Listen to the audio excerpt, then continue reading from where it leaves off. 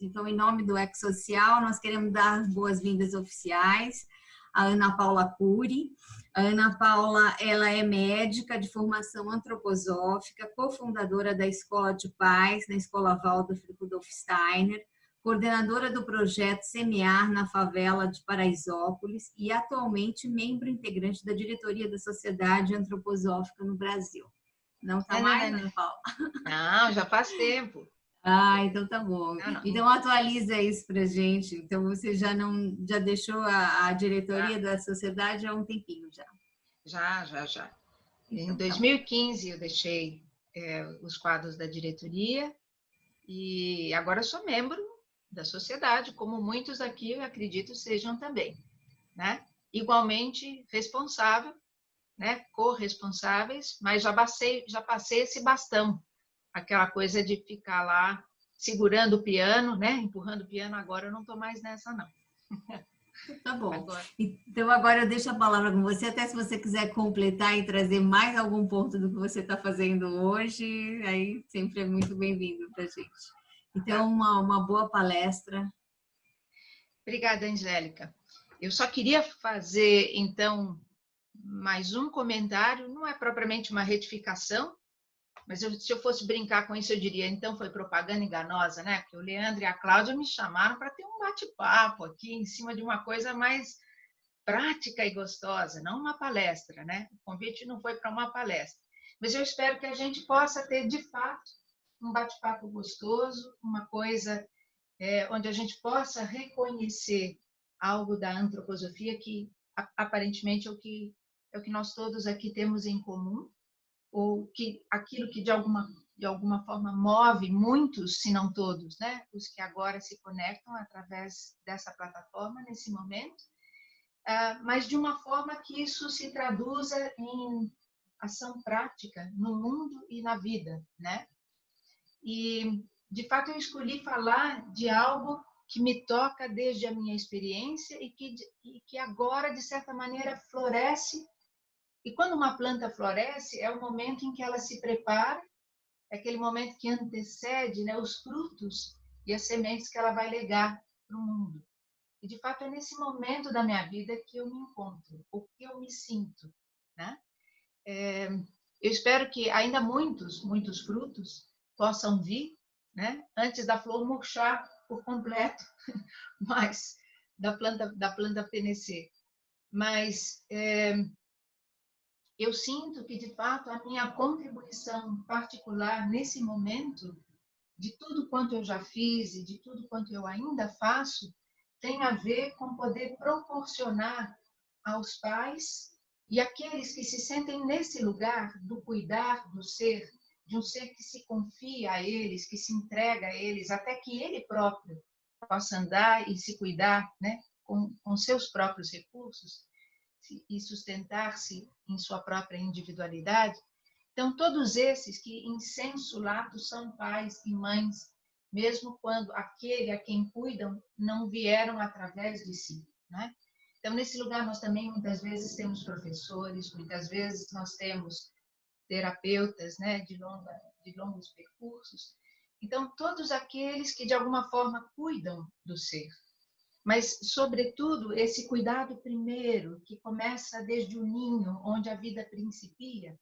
Então, a eles, sobretudo, eu gostaria de deixar as sementes daquilo que são a essência de muito do que eu aprendi da antroposofia como um caminho que se converteu em iniciático para mim, né? Quando a gente começa a ler a obra do Steiner, nas suas referências primeiras, as obras básicas, entre elas, o Conhecimentos dos Mundos Superiores, logo lá no seu primeiro capítulo, ele começa a falar das condições preliminares desse caminho, né? E ele diz que houve tempos remotos onde templos de mistérios, escolas, né, de uma certa disciplina para o espírito existiam. Mas que hoje, no nosso tempo, numa época que se tornou tão desespiritualizada, tão dessacralizada, esses templos já não são mais visíveis, mas eles não deixaram de existir. E eles estão por toda parte espiritualmente. E todo aquele que procura de maneira séria e digna há de encontrá-los. Então ele começa a descrever um caminho de cultivo interior. E nesse caminho, hoje, a gente poderia se perceber, cada um de nós, quando a gente desperta para esta aspiração de algo que transcende aquilo que a gente reconhece como pertencente unicamente à realidade do campo dos sentidos, né? Quando a gente adivinha ou pressente ou intui que a vida é mais, que a gente é mais do que aquilo que pode simplesmente ver, né?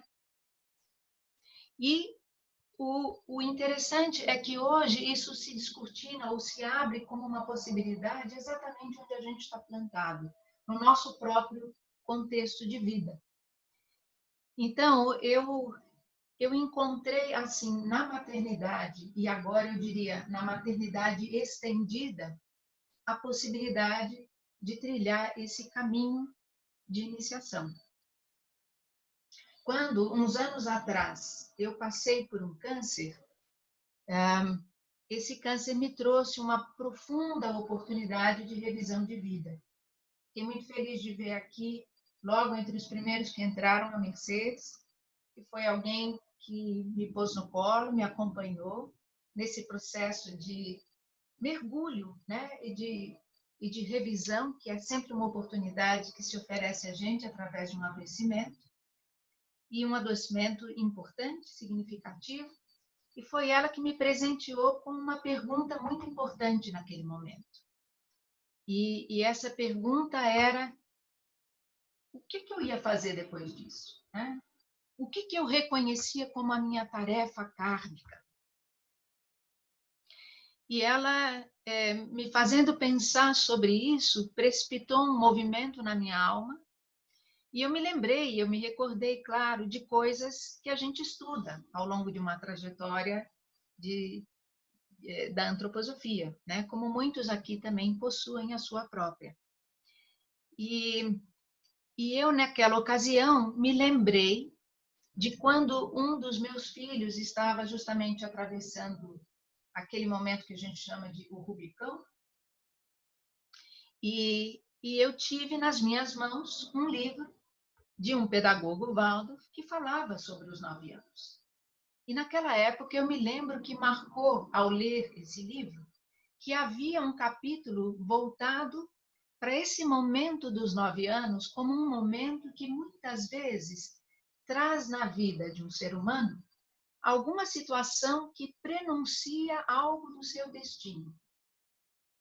E aí a gente verifica que isso tem a ver com o fato de esse Rubicão acontecer mais ou menos na metade do que a gente chama de um ciclo completo da Lua, o nodo lunar, aquele momento dos 18 anos e meio em que a Lua volta a ocupar o lugar que tinha no céu do nosso nascimento. Um ciclo que se repete, portanto, a cada 18 anos e meio. Sendo que, então, aos 18 e meio, 19, a gente teria ali a oportunidade de vivenciar alguma situação que pudesse fazer evocar o reconhecimento da própria vocação, o nosso chamamento. Aos 37, quando esse ciclo se repete, então, a gente estaria ali orbitando o reconhecimento da própria missão. E num terceiro nodo lunar, entre os 55 e meio, 56, a gente poderia estar agora realmente se relacionando com a tarefa kármica. Por que eu coloco isso? Porque eu, então, nesse momento, fui justamente sondar, através da minha trajetória biográfica, esse ritmo de 9 anos e um pouquinho.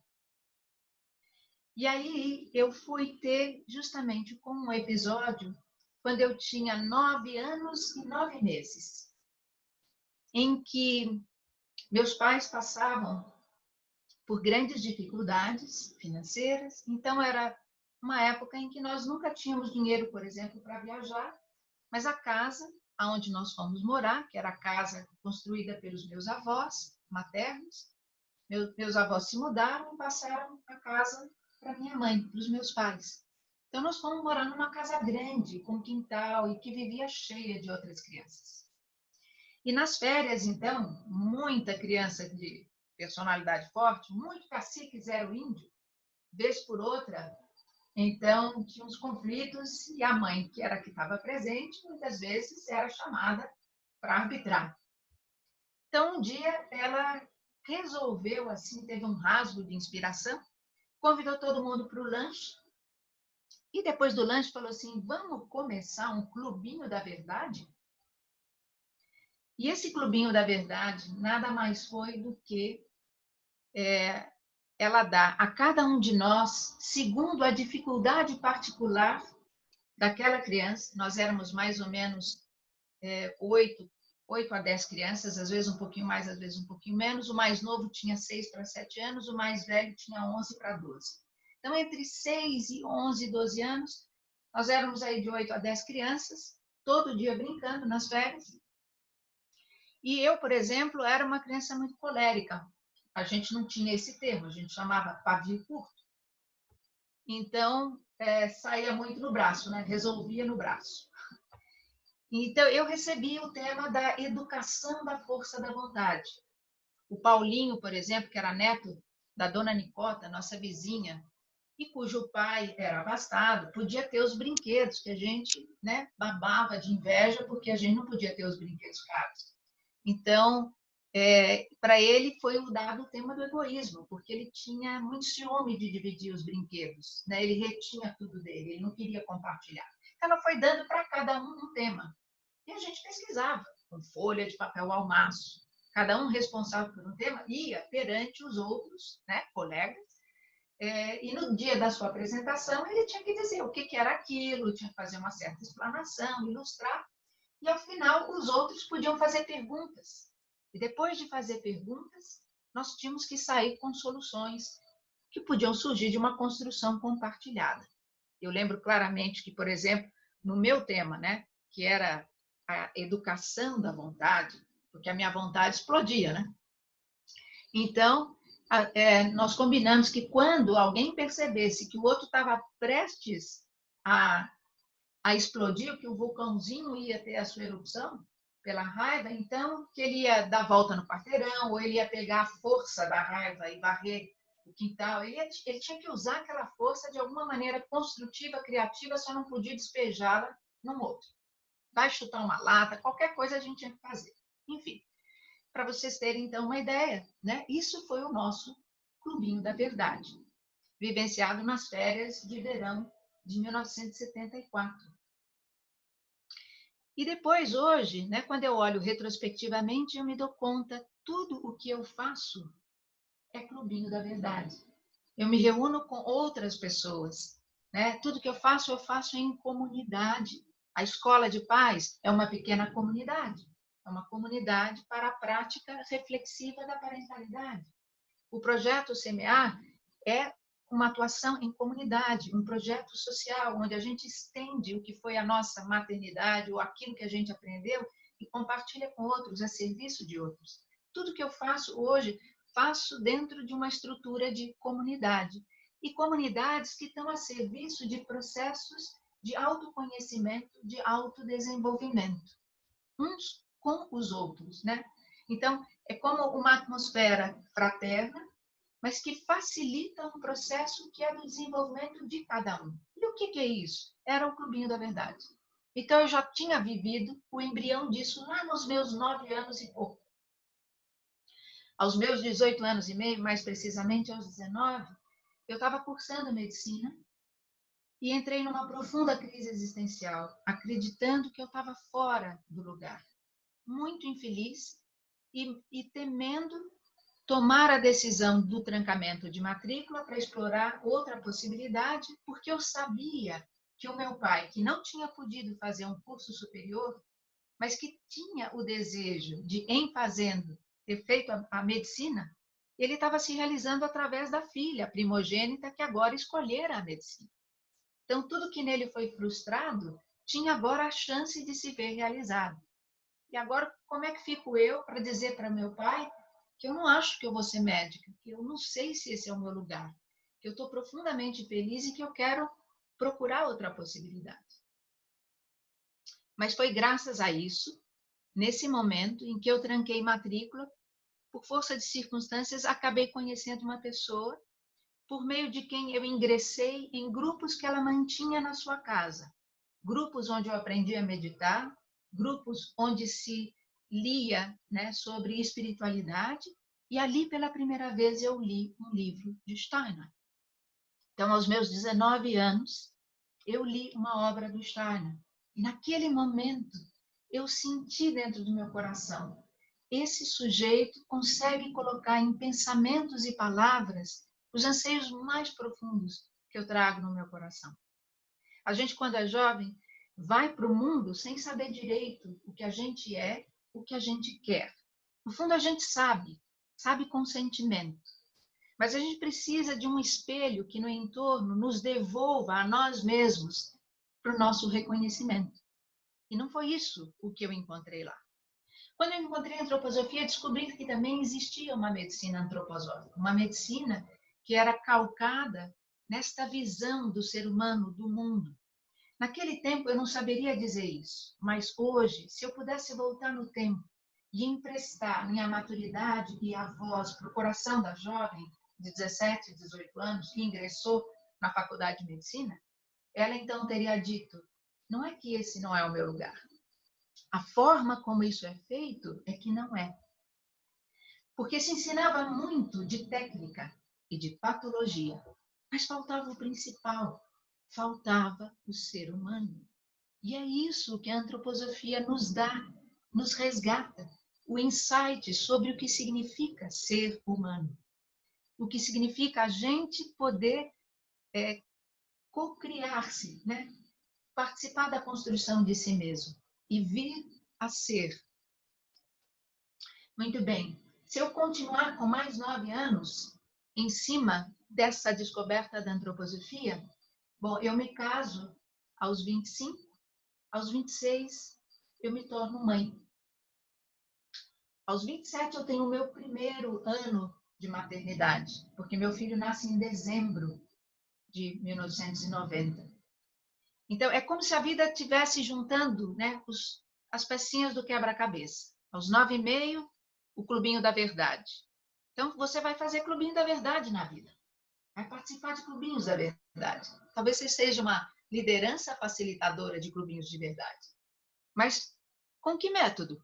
Por que caminho? A antroposofia. Em que contexto? O contexto da maternidade.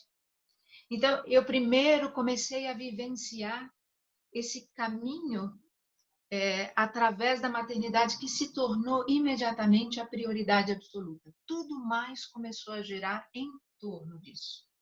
Minha própria profissão, que eu já tinha começado a exercer, e já também através da antroposofia, fiz minha formação médica no Centro Paulos, morei no Centro Paulos, um ano, das 8 da manhã até as 6 da tarde, a gente tinha, assim, não era em módulos, né, como hoje em dia se faz.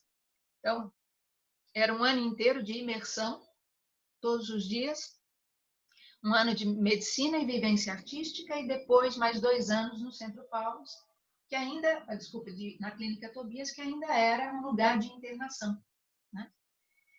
Mas então eu engravido, eu me caso, eu engravido, vem o primeiro filho, e aí é uma descoberta de um amor, né? De uma disposição para o sacrifício, mas também um caminho onde muita coisa não é sabida, né? Onde muita coisa precisa ser apreendida. E a cada fase e a cada desafio que foi se constituindo nessa trajetória da maternidade, eu ia buscando, claro, na referência que eu tinha, na antroposofia. Quando o menino entra, então, para o jardim, e eu encontro outras mães, olha aí o Clubinho da Verdade dando cria, né? Então, quando eu deixei, por força da maternidade, o consultório, os meus primeiros pacientes ficaram ressentidos, porque, na verdade, eu nunca trabalhei no sentido mais convencional da medicina, né? Para mim, o processo da doença tem uma significação e tem um propósito. Então, eu sempre trabalhei com essa pesquisa de significar a doença no pano de fundo da história de vida. Então, a gente fazia, na verdade, processos de autoeducação, né? E os medicamentos, eventualmente, ou outras práticas do arsenal terapêutico que a gente conhece na antroposofia, vinham, às vezes, amparar, apoiar, subsidiar um processo, mas era um processo de reconhecer qual era a tarefa que a doença propunha e como se educar para encontrá-la, né? Para ir ao encontro dela. Então, quando eu tranquei matrícula, alguns pacientes pediram, olha, mas não dá para a gente estudar, seguir estudando assim entre uma mamada e outra?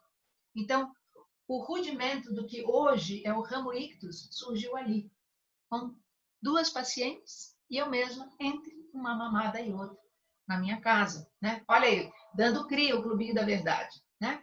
E depois deu mais uma cria quando o meu primogênito vai para o jardim da infância. Agora eu encontro outras mães com quem compartilhar as dúvidas, as incertezas da maternidade, desse caminho.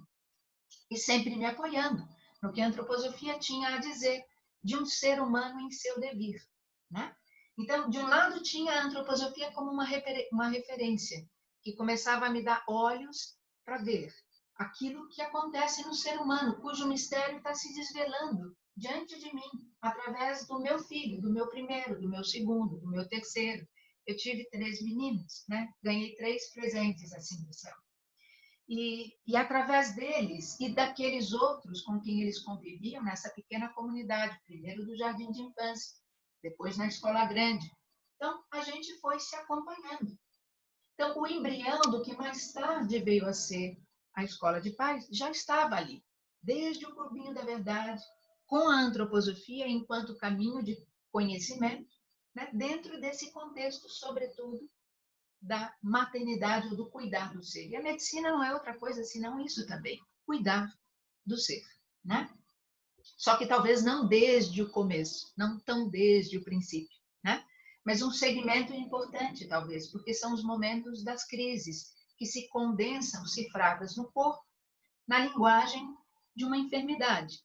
Mas o que é isso, se não também biografia condensada, um nó que se fez que a gente tem que aprender a desatar, né? Então, de todo jeito, nós estamos no terreno do cuidado com o ser, o cuidar do ser.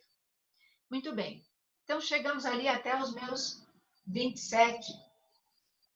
Somem a isso mais 9 e pouco, e aí nós vamos chegar ali nos meus 36, 37. Opa, segundo nó lunar. E é aí que vai nascer o projeto Semear.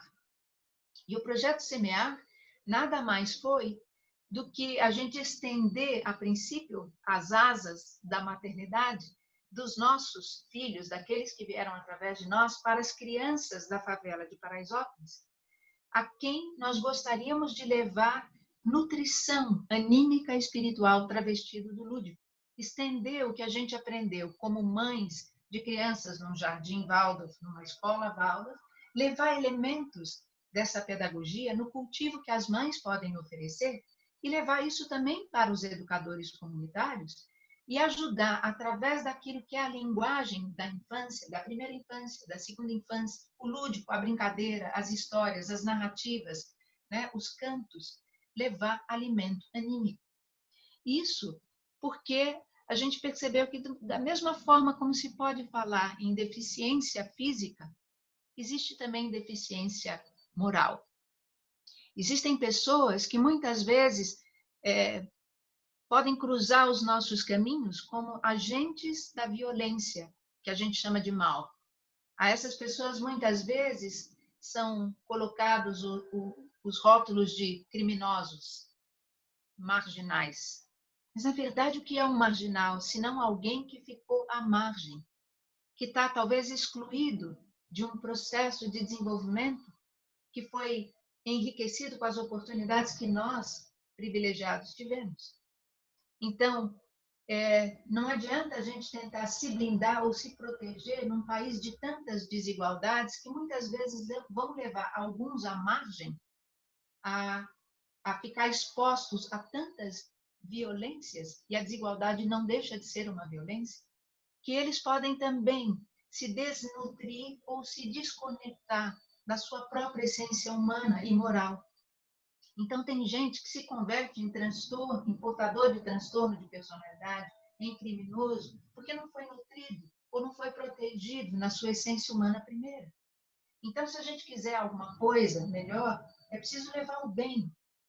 Não basta a gente cultivar a si mesmo, é preciso levar aquelas crianças onde ainda o broto, né, pode ser cuidado e oferecer a elas uma outra referência, e não apenas aquelas às quais eles estão numa zona de risco e conflito expostos.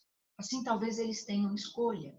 Então, nós não somos ainda, estamos longe de ser mestres do amor, mas a gente pode levar, talvez, sementes daquilo que a gente tem cultivado com os nossos próprios filhos e estender isso às pequenas crianças nas creches em Paraisópolis. E foi assim que começou o projeto Semear. Bem, assim, inspirada pela oração de São Francisco, onde houver ódio, me permita levar sementes de amor. Né? Onde houver discórdia, que eu possa levar sementes de união. E assim por diante. E tudo isso veio a partir desse desejo de estender àquelas crianças, né? E juntar, formar uma irmandade com aqueles educadores comunitários, esse cultivo, como a gente aprende a fazer, né? Através da antroposofia, através da educação Waldorf. Mais 9 anos, aí eu chego justamente no momento da fundação da Escola de Paz. Hoje eu trabalho, entre outras coisas, numa... Assim, isso é o nome pomposo, né, gente, para uma tese de mestrado. Então, o nome pomposo é Comunidades para uma Prática Reflexiva da Parentalidade. Vulgo Escola de Paz, ou Escola para Paz. Por paz, com paz, para paz. Que é mais um clubinho da verdade. Então, é onde a gente se reúne na comunidade de cuidadores destas crianças que vêm a nós, que se confiam a nós, que nos elegem como guardiões do seu mistério, porque é um mistério o seu ser, a gente não conhece. Mas talvez seja a única situação na vida que assim a gente aprende a amar alguém que a gente ainda nem sabe quem é. Não é assim? Quando a gente é tocado e descobre que concebeu o germe para uma vida e que dentro da gente, nas entranhas do nosso ser, uma morada para esse ser está se constituindo e que logo, né, ele vai dar o ar da graça, né, e é realmente uma graça. Então, ele já suscita em nós uma disposição para o sacrifício. Ele já suscita em nós um desejo amoroso. Só que amor só não basta. Só a capacidade para o sacrifício não basta. A gente precisa saber como fazer. E muitas vezes a gente entra nessa jornada de uma forma despreparada, né? A gente se prepara para tantas coisas hoje. E a gente se prepara para assumir, às vezes, uma carreira, um ofício, uma profissão. E uma tarefa tão nobre quanto o acompanhamento do devir de um ser humano nem sempre é encontrado com a mesma preciosidade, né? Não é encontrado com o mesmo preparo, dada a nobreza dessa tarefa. Criar um filho é certamente uma das tarefas mais gratificantes, uma das mais estressantes também. Mas ela tem a possibilidade de influenciar o futuro através de uma nova geração. A gente está cuidando do coração daquilo que vai se manifestar como futuro. Então, não é só aquela criança, é o futuro da humanidade, né? E foi aí que eu encontrei, 9 anos mais, depois do início desta prática, com outros pais, né?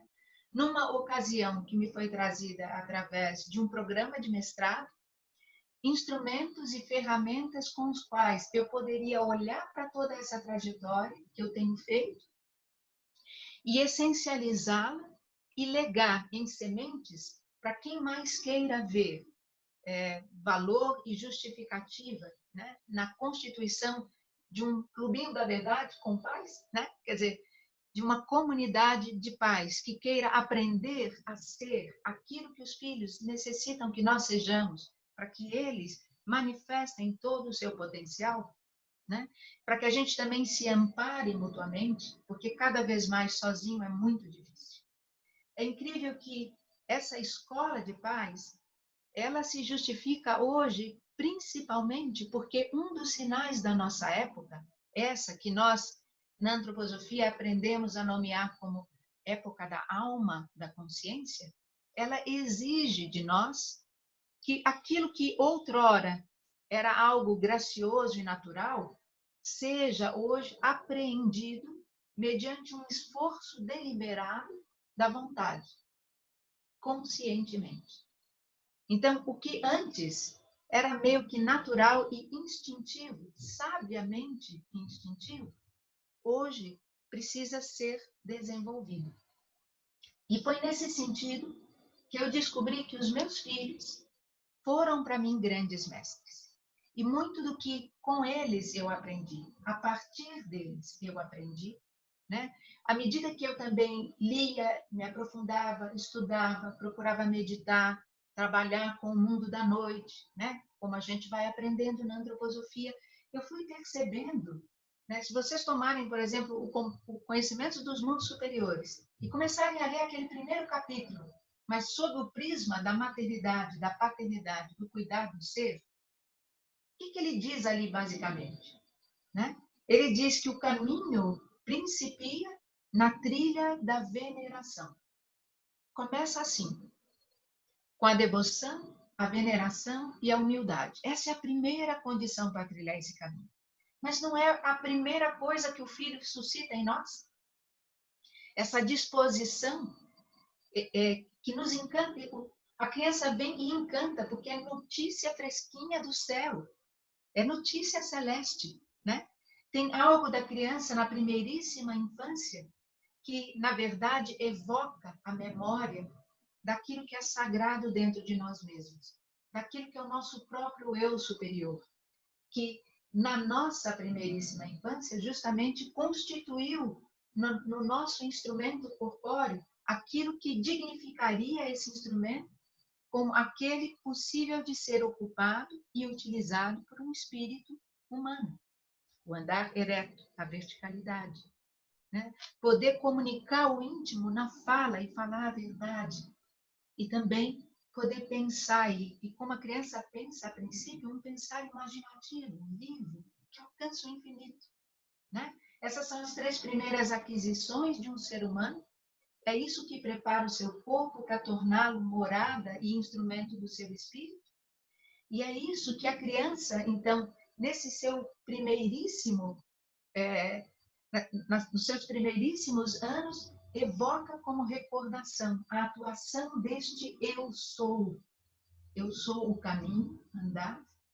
Eu sou a verdade, falar. Eu sou a vida.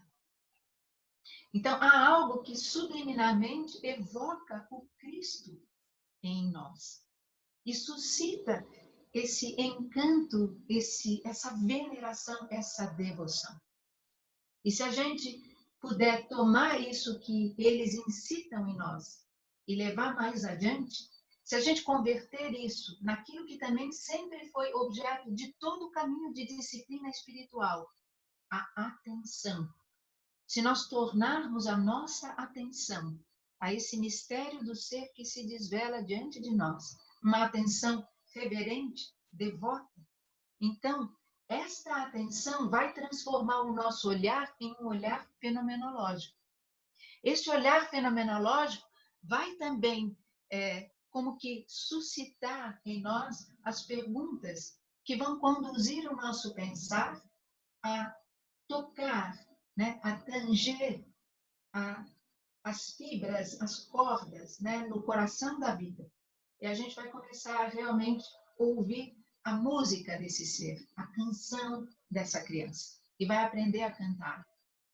Né? A gente vai, aos poucos, nas situações que a gente vive com eles, desenvolvendo exatamente as qualidades e condições que o Shara descreve como necessárias para esse caminho. Quem não precisa também da calma interior, cultivar momentos dessa calma, apelar muitas vezes para o mundo espiritual, para o anjo dessa criança e para o nosso próprio, para ajudar a alcançar a resposta e a inspiração para aquela situação que a gente às vezes não sabe como resolver, para aqueles desafios que com seus comportamentos eles nos apresentam. como ter as respostas para isso, né? Então, esse caminho, para mim, ele foi acontecendo muito da observação, da atenção, da retrospectiva. Então, o primeiro exercício que o Steiner nos descreve ali, no cultivo da calma interior, é precisamente esse: revisitar, revisar as nossas ações e olhar para elas como se for uma terceira pessoa. E tentar, então, discernir o essencial do não essencial. Transposto para uma linguagem mais trivial, a gente poderia dizer: revisar minhas ações e os impactos delas sobre a criança com a qual eu estou convivendo e perceber o que é o essencial nela e o que é o não essencial. Muitas vezes a gente reage e responde a um comportamento. O comportamento é aparência, é manifestação, não é a essência da criança. A essência da criança está tentando se manifestar, mas a essência dela, na verdade, nós precisamos encontrá-la quando vamos além do comportamento. Quando aprendemos a sondar a motivação e encontrar a necessidade emocional legítima que muitas vezes moveu essa criança naquele contexto, àquele comportamento. Mas a gente tem que lembrar, a criança aprende a se comportar de uma ou de outra forma a partir das referências que ela tem no seu entorno. Será que nós temos dado a ela referências e exemplos dignos da sua imitação? Como sabemos que ela começa, né, a aprender? Então, é na medida em que a gente vai revisando os nossos comportamentos e as consequências e impactos que eles têm sobre a criança que a gente vai aprendendo com ela, né? Então, foi dessa trajetória que eu fiz eu mesma, a princípio, né? E que depois fui compartilhando com outras mães, dentro da esfera dessa escola de paz, que eu fui percebendo que a gente pode fazer da tarefa de educar os filhos um caminho de autodesenvolvimento consciente, um caminho iniciático. Então, a tarefa de criar os filhos, de educá-los, uma vez que só existe autoeducação, e autoeducação é outra palavra para um caminho iniciático, né? Talvez uma palavra mais moderna, mas autoeducação, levada de uma forma consistente e coerente até suas últimas consequências, nada mais é do que um caminho de iniciação. Então, quando a gente faz da tarefa de educar os filhos, de autoeducar-se, para oferecer a eles as referências e as condições segundo as quais eles podem se manifestar de acordo com o seu destino interior, então o seu mistério se desvenda, os seus segredos se desvelam. Ele realiza o seu potencial. Nós cumprimos a nossa missão como pais e mães e nessa relação vamos nos tornando necessariamente pessoas melhores, né? Nos aperfeiçoamos também. Então, justamente quando a gente vai se dando conta que tudo aquilo que o Steiner descreveu lá como condição para esse caminho está presente naturalmente naquilo que requer de nós a tarefa de educar um filho, né? Então, vocês talvez já tenham visto, porque andou circulando pela internet já há tempos, uma frase que fora atribuída ao Saramago, embora não seja dele. Não importa qual seja o autor, ele, por enquanto, consta como desconhecido, mas eu posso endossar, desde a minha experiência, a veracidade dessas palavras. E ela dá conta disso, de que filho é um ser que nos é emprestado, um ser que se empresta a nós, para que nós façamos um curso intensivo na arte de amar além de nós mesmos e de como mudar os nossos piores defeitos para poder oferecer os melhores exemplos.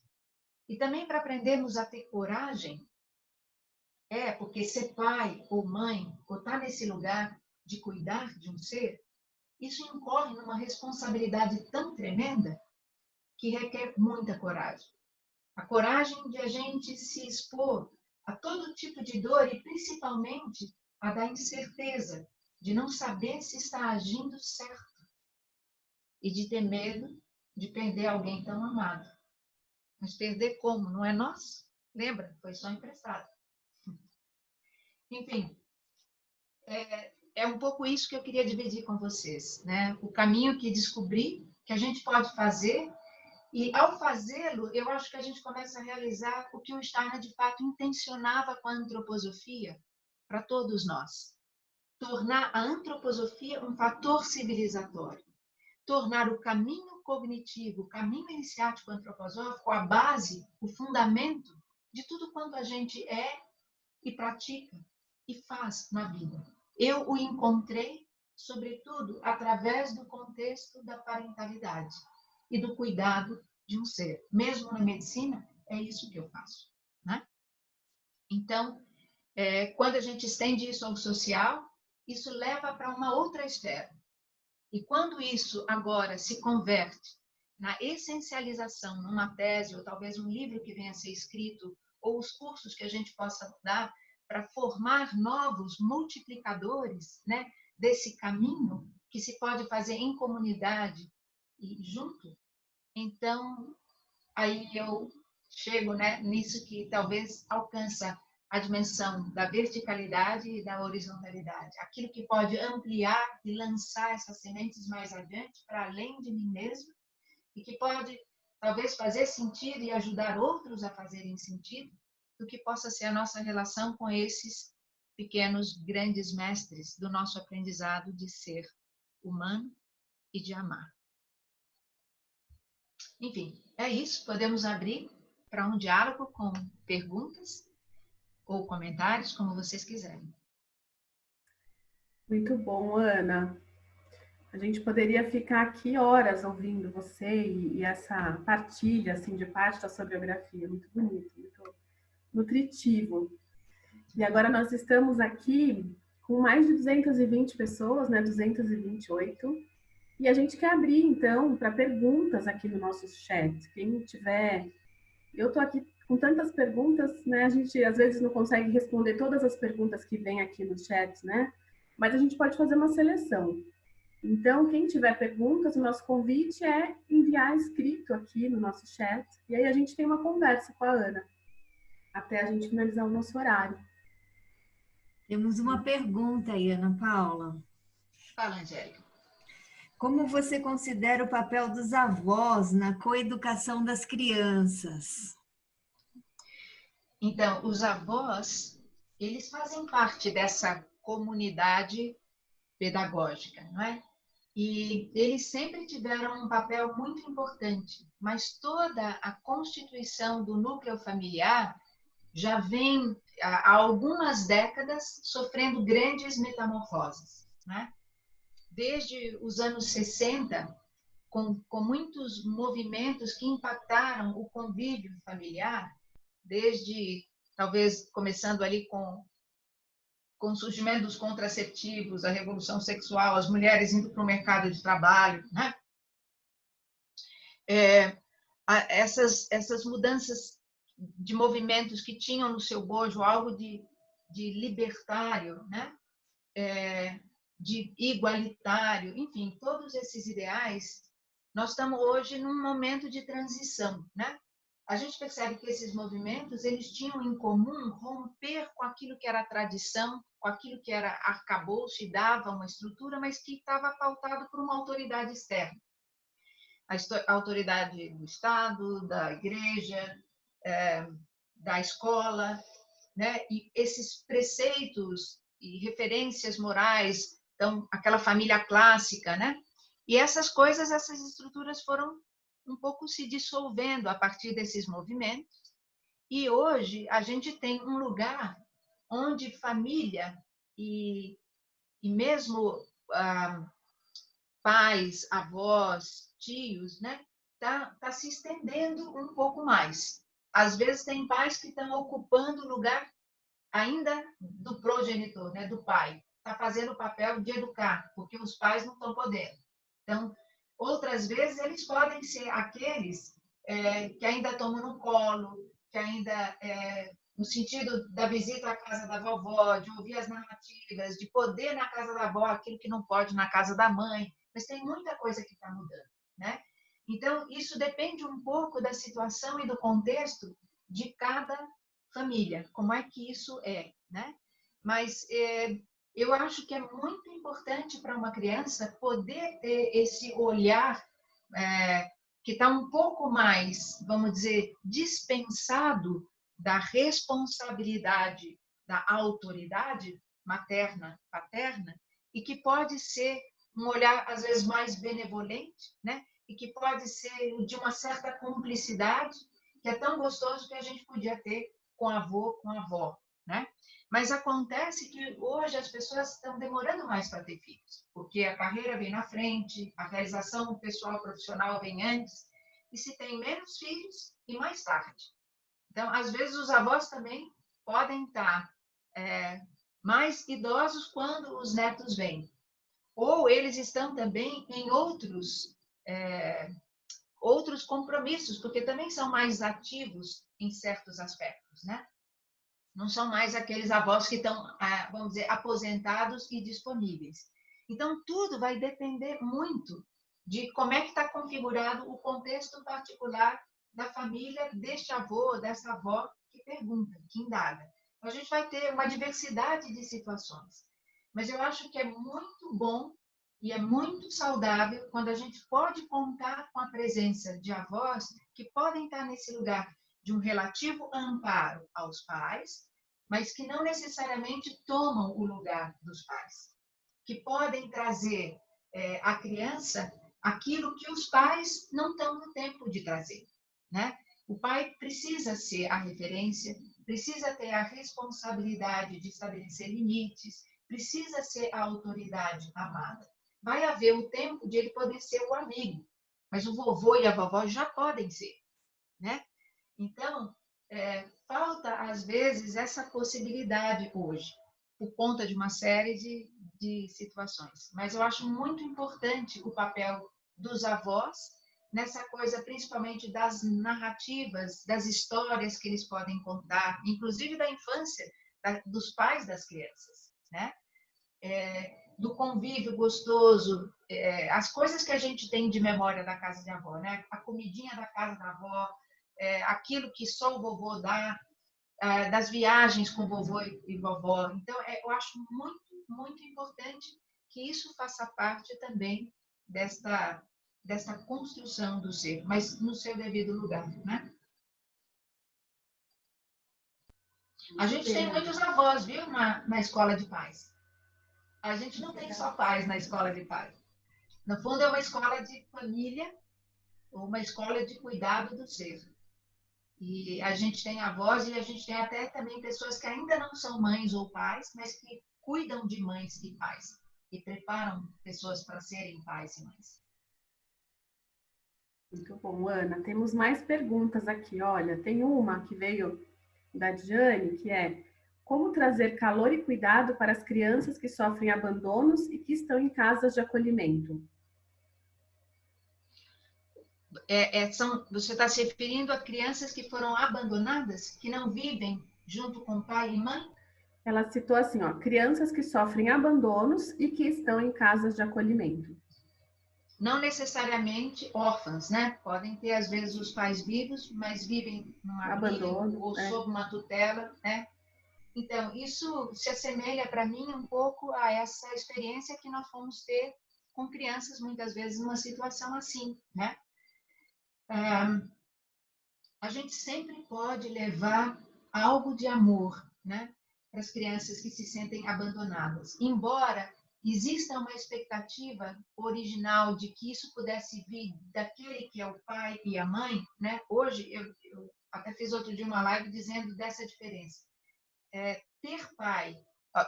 Ter um filho é diferente de ser pai, né? Ter filho é um ato biológico, né? É algo que depende de você ter um corpo com órgãos reprodutores sãos e criar-se um ensejo para isso. Isso pode ser suficiente para trazer uma criança ao mundo. Agora, criar uma criança, ser pai, ser mãe, é um cultivo e uma construção de amor. Então, nem sempre isso vai vir do pai e da mãe. Mas eu me lembro de uma palestra muito importante que deu a doutora Migara em 2001, na abertura e inauguração da Aliança pela Infância no Brasil. Então, acho que a Aliança pela Infância desenvolve um trabalho que justamente quer honrar aquilo que é a necessidade da infância, né? E, nesse sentido, cabe o que ela traz desse estudo que ela cita, de muitas crianças que viviam em situação de risco de abandono, né? Ou, às vezes, até de abuso pelos próprios pais. E que se esperava que muitas dessas crianças fossem, vamos dizer, justamente enveredar por um caminho da delinquência ou da perdição, nas inúmeras rotas de desvios ou descaminhos possíveis. Mas não foi isso que aconteceu com muitas delas. Na verdade, com uma maioria delas. Só uma pequena minoria realmente ficou encadeada, no sentido de agrilhoada mesmo, nessa condição. E o que foi que salvou essas outras crianças? Foi sempre ter alguém. Às vezes era um padeiro. Sabe aquele padeiro que estava no caminho da casa para a escola, que muitas vezes a criança cabulava a aula e ele percebia, e ele chamava a criança, ele se interessava genuinamente por ela. Dava para ela um pãozinho, mas também chamava na chincha quando precisava, né? Então, enfim, alguém que muitas vezes ocupou esse lugar que o pai e a mãe estiveram, de alguma forma, incapacitados ou impedidos ou limitados, né, de oferecer. Então, eu acho que a gente sempre pode oferecer amor e acolhimento para todo ser humano em situação de abandono, se para isso a gente se abrir, se para isso a gente se dispuser. E existem muitas pessoas que fazem da sua vida fazem dessa causa uma vocação, um chamamento, né? Então, não precisa ser o pai e a mãe. Qualquer pessoa que tenha amor para dar, que tenha um interesse pela criança e que visite essa criança regularmente, que se interesse por ela, né, que vá até ela, pode dar e resgatá-la, né?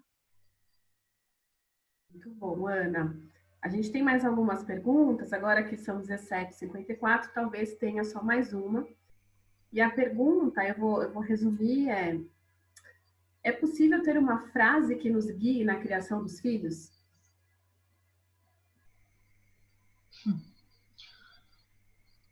Uma frase.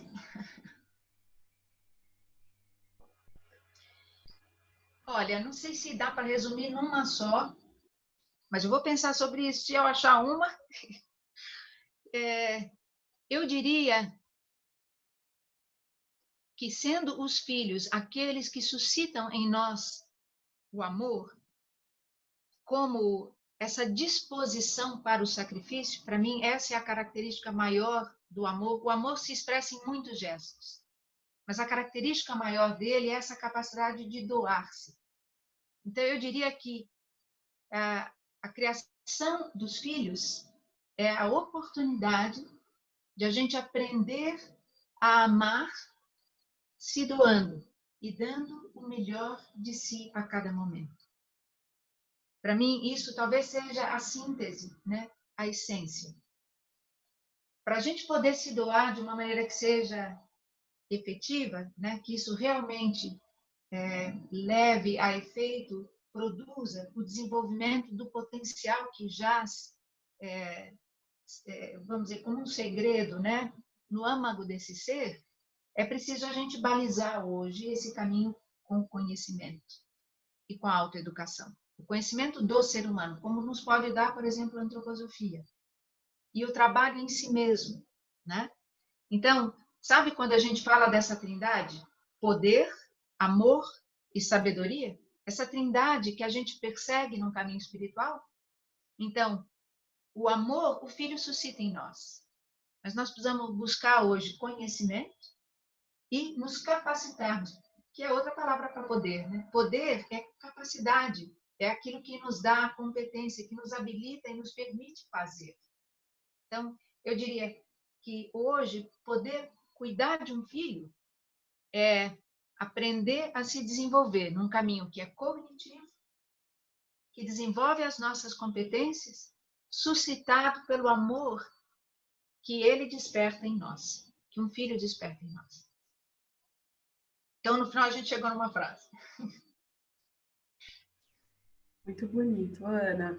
Olha, agora aqui no nosso chat existem outras perguntas, mas acho que o tempo não nos permite fazer mais perguntas, então eu quero abrir para você trazer uma palavra final para a gente já ir fazendo nossos encerramentos aqui. Tá. Bom, então, em primeiro lugar, eu gostaria de agradecer a vocês pelo convite e a oportunidade, e pela iniciativa, que é maravilhosa, né? E tenho certeza está nutrindo e ajudando muita gente, assim homeopaticamente, né? As gotinhas antroposóficas. Queria também agradecer a presença de todos e pedir a vocês que estão aí no chat que, se puderem gravar e me enviar depois, todas as perguntas são para mim muito importantes. Talvez elas me conduzam a olhar para coisas que eu ainda não considerei que são tão necessárias. E eu gostaria de abrir a possibilidade para aqueles que reconhecem algum valor ou veracidade na sua própria experiência, né? Com isso que eu contei ou trouxe, eu vou abrir a possibilidade de um curso, né, que vamos dar a partir do dia 20, um curso online, que é, assim como as escolas Waldorf falam de portas abertas, e que são oportunidades das pessoas conhecerem, não necessariamente se comprometerem, mas conhecerem um pouco da pedagogia, eu vou fazer portas abertas online desse caminho da Escola de Paz, né?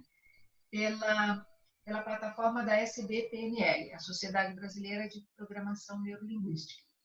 Então, vai ser um curso sobre a introdução à parentalidade consciente.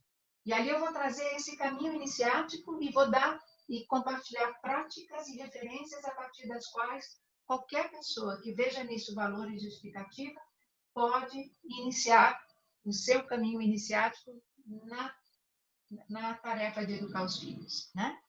E então, se alguém tiver interesse, eu não sei como faço, se eu mando para o Ecosocial e vocês divulgam em algum lugar, se alguém tiver interesse.